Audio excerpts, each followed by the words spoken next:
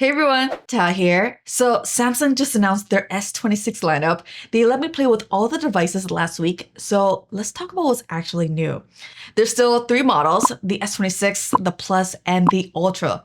They'll probably have some exclusive colors, like always, but all three colors will come in cobalt violet, sky blue, black, and I believe a white, which they didn't have for me to see. The sky blue is the only one out of the three with a white S Pen. The other two are paired with dark gray pens. And because I know you'll ask, no, these do not have Bluetooth functionality. Design-wise, Samsung is moving away from individual floating lens and switching to this raised camera island, similar to what we saw on the Fold 7. They also managed to make the Ultra slightly thinner and lighter, which is cool. Last year, they started rounding off the boxy corners of the Ultra, and this year, the frame is even more rounded to the point where all three models look almost identical besides the size. The Ultra definitely looks a lot less special now, but I guess the whole lineup feels a lot more cohesive. The display on the Ultra is the big upgrade this year. It's a new panel that's not only brighter, reaching up to 3000 nits, but also more energy efficient, which should lead to better battery life. The biggest party trick for the Ultra this year, though, is the privacy display. I say Ultra because, unfortunately, the other two don't have this feature. Samsung basically baked a privacy screen protector, one that you can actually toggle on and off, right into the display itself. From the front, everything looks perfectly sharp and bright, but the second you flip that switch and the quick settings on, the screen essentially goes dark when viewed from a side angle. Since it's built into the hardware, it doesn't kill your brightness or mess with the color accuracy like those cheap plastic protectors do. Now, there's a maximum privacy protection toggle if you want to darken the viewing angles even more, but I did notice that turning this on adds a slight gray haze to the entire screen.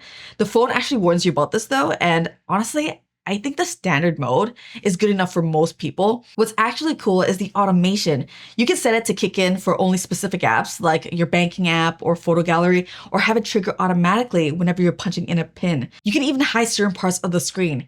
So if a sensitive notification pops up, it can mask just that banner for the person sitting next to you, while the rest of the screen stays visible. Keep your expectations in check though. I found that for this to really work, the person has to be at least 40 to 45 degrees off to the side. So if you're on a plane or the subway and someone is in the seat next to you, it works beautifully.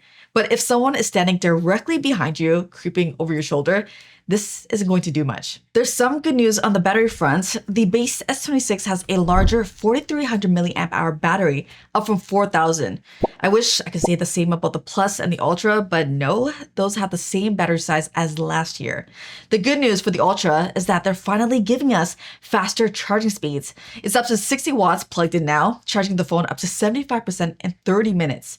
The wireless charging speed is also faster, up to 25 watts. They're also launching a magnetic wireless charging puck, but the phones don't have magnets built into them, so you gotta grab a compatible case if you want to use it. In terms of cameras, there aren't a ton of massive hardware changes, but there are two noteworthy ones.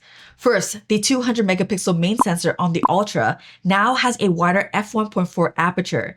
If you're not a camera nerd, that basically means it lets in almost 50% more light than last year. This is huge for reducing shutter lag in low light. Think fewer blurry photos of kids or pets, and it gives you a much more natural, creamy background blur without needing to use portrait mode. They also showcased a new mode inside Super Steady called Horizontal Lock. When you're recording, it can now keep your footage perfectly level, even if you're rotating the phone 360 degrees. At first, I was like, when would I ever use this? But it's actually cool if you're doing handheld vlog style walk and talks, where you might accidentally tilt the phone, or if you're filming extreme sports. It of course wouldn't be a phone launch without some AI. The new processor apparently unlocks faster and smarter AI. Samsung is also partnering with Perplexity AI to make Bixby more helpful. So we'll see how that goes.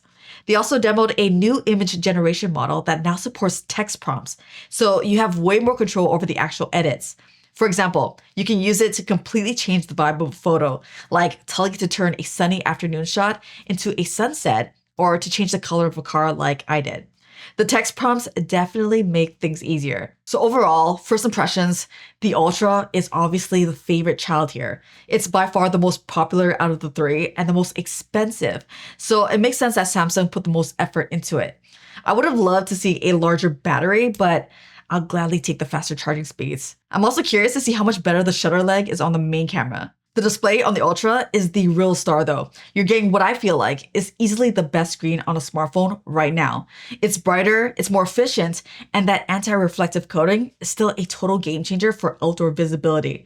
When you pair all that with a new privacy display, the screen just stands out in ways that actually matter for daily use. The base S26 quietly got some wins too. Samsung finally ditched the 128 gig model, so you're getting double the starting storage and a bigger 4300 milliamp hour battery. Even though the starting price is creeping up in some regions, it's technically cheaper than last year's model if you compare it to the same 256 gig tier. Then there's the Plus. It feels completely forgotten. Outside of the typical processor bump and slightly faster wireless charging, it's essentially the same phone as last year. Anyways, let me know what you think of the devices below and which color is your favorite. As always, thank you so much for watching. Until the next one, I'm out of here. Bye.